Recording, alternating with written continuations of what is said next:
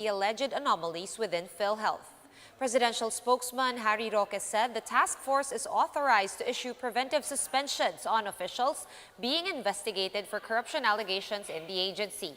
On the other hand, Guevara said he has received the president's memo and he will form a high-level task force immediately.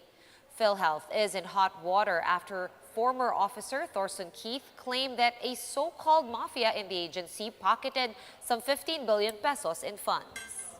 Ang mensahe po sa mga buhayan ng PhilHealth, tapos na po ang maliligayang araw nyo dyan. Goodbye. And the Philippines is now considered the epicenter of the COVID-19 in Southeast Asia with over 119,000 cases. However, Health Secretary Francisco Duque says it's unfair to compare the Philippines to its Southeast Asian neighbors. News 5's Greg Gregorio joins us live from Marikina to tell us more about this. Greg, what's going on? Why is Secretary Duque saying that it's unfair? Yes, Sean, Health Secretary Francisco Duque III explained that we should consider the country's total number of population before saying or claiming that we're doing poorly in COVID-19 response. And he also added that it is normal to see the numbers go up since the government has implemented several measures to detect and isolate people with SARS-CoV-2 virus. The Philippines has surpassed Indonesia and Singapore yesterday as country with the highest number of COVID-19 cases in Southeast Asia. The country has over 119,000 cases, while Indonesia has more than 118,000 and Singapore has around 54,000 cases. But Duque insisted one must look at the country's population.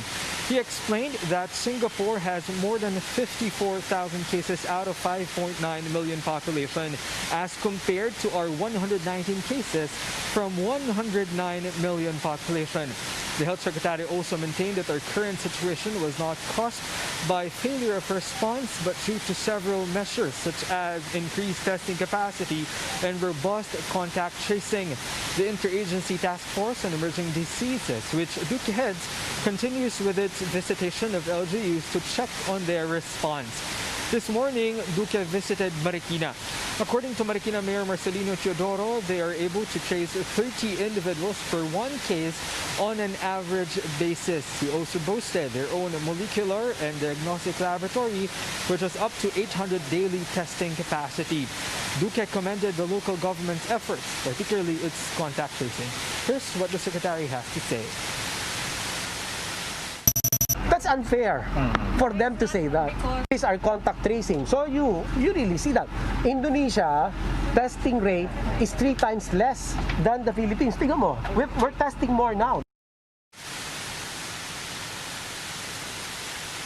Sean, Marikina currently has 878 confirmed COVID-19 cases, but of which only 381 are active cases. Meanwhile, Secretary Duque said that their efforts on contact tracing, testing, isolation, and treatment are all part of the government's end goal in flattening the curve in the country. Sean?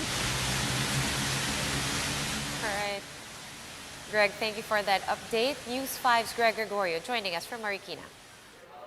And here are other stories we're keeping our eyes on.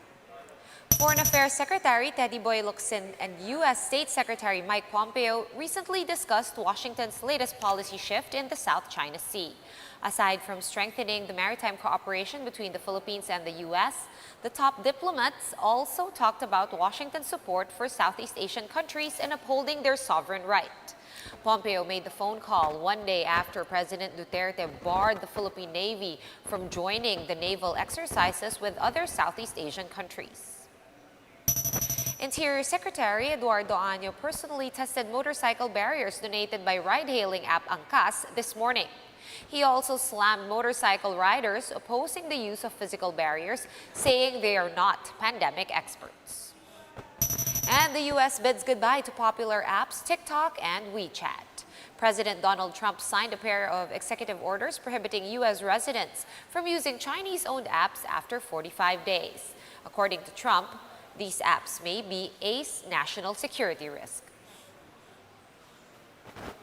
For more updates, follow News 5, The Philippine Star, and Business World online. Visit our website, onenews.ph, for more in-depth analysis.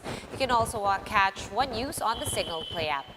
Register for a free account now at www.signalplay.com and stream One News live anytime, anywhere. I'm Sean Yao. We are One News.